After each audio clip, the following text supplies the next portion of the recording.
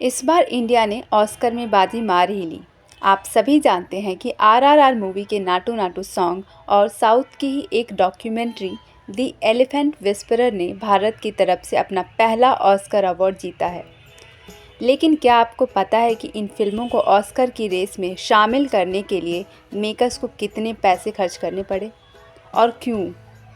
Naatu Naatu song के अलावा आखिर कितने और सॉन्ग नॉमिनेट हुए थे जिन्हें पीछे छोड़कर इस गाने ने इस अवार्ड को अपने नाम किया है। आगे इस वीडियो में आपको इन सवालों के जवाब तो मिलेंगे ही, लेकिन साथ ही आपको हम ये भी बताएंगे कि द एलिफेंट विस्परर्स की दिलचस्प कहानी आखिर क्या है और ऑस्कर की सिलेक्शन प्रोसेस से जुड़ी हुई कुछ दिलचस्प बातें भी आपको बताएंगे। तो चलिए वीडियो शुरू करते हैं। हेलो एवरीवन, हलचल इन बॉलीवुड पर आपका स्वागत है। ऑस्कर वर्ल्ड सिनेमा के प्रेस्टीजियस अवार्ड में सबसे ऊपर है। इसकी शुरुआत 1929 में हुई और इसे सबसे पहले रेडियो पर ब्रॉडकास्ट किया गया था।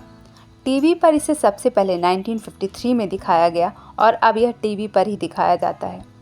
ऑस्कर में अब लगभग 24 कैटेगरीज में फिल्में नॉमिनेट की जाती हैं और इस कैटेगरी में जितने भी ज्यूरी मेंबर्स होते हैं वो उसी फील्ड से बिलोंग करते हैं। जैसे कि अगर बेस्ट डायरेक्टर चुनना है तो उसके सारे जूरी मेंबर्स वर्ल्ड के बेहतरीन डायरेक्टर्स ही होते हैं। अगर बेस्ट एक्टर्स का सिलेक्शन करना है तो जूरी के सारे सदस्य बेहतरीन एक्टर्स ही होंगे। इससे विनर्स के चुनाव में बायसनेस की पॉसिबिलिटी बहुत कम हो जाती है और उस फील्ड से जुड़े एक्सपर्ट उस कैटेगरी में सेलेक्टेड मूवीज़ को नॉमिनेट करते हैं। आप यकीन नहीं करेंगे कि इस तरह सारी कैटेगरीज़ को मिलाकर कम से कम 900 फिल्म मेकर्स और फिल्म प्रोफेशनल्स नॉमिनेट करने के लिए वोट करते हैं।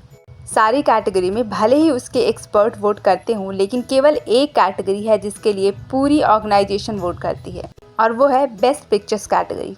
वैसे तो सारे वोटर्स को अपने अपने कैटेगरी में केवल 5 नॉमिनीज़ का लिस्ट देने का अधिकार है, लेकिन बेस्ट पिक्चर कैटेगरी में सारे वोटर्स कम से कम अपने 5 से 10 नॉमिनीज़ के नाम प्रोवाइड कर सकते हैं। इससे ज़्यादा से ज़्यादा क्लैरिटी मिल जाती है और क्लैशेस होने के चांसेस कम हो जाते हैं। लेकिन ग्लोबली इतनी सारी फिल्में बनती हैं तो क्या वो सब ऑस्कर मेंबर्स के द्वारा देखी जाती हैं? नहीं, ऐसा नहीं है। ऑस्कर की रेस में पहुंचना इतना आसान नहीं है। हर कंट्री की गवर्नमेंट ऑस्कर में अपनी एक सेलेक्टेड मूवी भेजती है।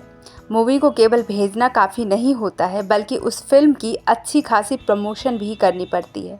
ऑस्कर अकेडमी के मेंबर्स को फिल्म स्क्रीनिंग तक लाना, फिल्म की पॉपुलैरिटी को बढ़ाने के लिए अमेरिका की मैगजीन्स और बाकी मीडिया प्लेटफॉर्म्स पर ऐड के ज़रिए प्रमोशन करना, इन सब के लिए बहुत खर्च लगता है और ये सब वही फिल्म मेकर्स अफोर्ड कर सकते हैं जो बड़े बजट की फिल्में बनाते हैं। आपको शायद यकीन ना हो, लेकिन कहा जा रहा है कि आरआरआर के निर्माता राजमौली ने प्रमोशन और बाकी चीज़ों पर लगभग 80 करोड़ रुपए खर्च किए हैं। सोच ही सकते हैं कि इंडिया में हर साल कई फिल्मों को केवल बनाने का बजट ही इतना होता है। ऐसे में उसे ऑस्कर के मेंबर्स की नज़र में लाने के लिए प्रमोशन पर इतना पैसा खर्च करने का बजट शायद ही किसी इंडियन फिल्म मेकर्स के पास हो। ऑस्कर भले ही एक ग्लोबल लेवल का रेपुटेटेड अवार्ड हो, लेकिन यहाँ भी वेस्टर्न मूवीज़ का जोर ज़्यादा चलता है और एशियन मूवीज़ कहीं ना कहीं पीछे छूट जाती हैं।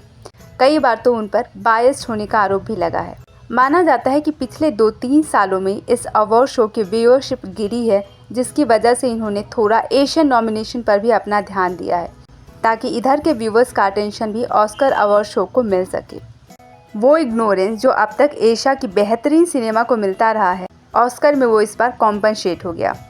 खैर, आरआरआर के नाटू नाटू सॉन्ग के अलावा म्यूज़िक ओरिजिनल सॉन्ग कैटेगरी में 4 और सॉन्ग्स नॉमिनेट हुए थे, लेकिन उन्हें पीछे छोड़कर इंडिया ने ये अवार्ड अपने नाम कर लिया। ये तो बात थी आरआरआर की। अब बात करते हैं द एलिफेंट विस्परर्स की। यह फिल्म भी एक साउथ इंडियन फिल्म मेकर ने बनाई, लेकिन यह डॉक्यूमेंट्री नेटफ्लिक्स के लिए बनाई गई थी और नेटफ्लिक्स की वजह से ही ये डॉक्यूमेंट्री ऑस्कर तक पहुंच पाई और एक और ऑस्कर भारतीय सिनेमा के नाम हो पाया। ये डॉक्यूमेंट्री नेटफ्लिक्स पर अवेलेबल है।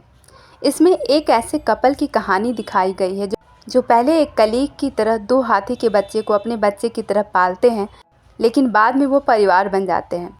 वो दोनों उस हाथी के बच्चे से इतना प्यार करते हैं, उनकी परवरिश माता पिता की तरह करने के लिए उम्र दराज होने के बावजूद आपस में शादी कर लेते हैं और उन दोनों हाथी के बच्चों को अपनी औलाद समझ अपनी पूरी ज़िंदगी उनके नाम कर देते हैं।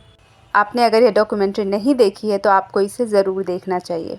आज के लिए बस इतना ही। अगर ये वीडियो अच्छा लगा तो इसे लाइक, शेयर और सब्सक्राइब करना ना भूलें। कमेंट बॉक्स में अपनी राय ज़रूर दें। Thank you.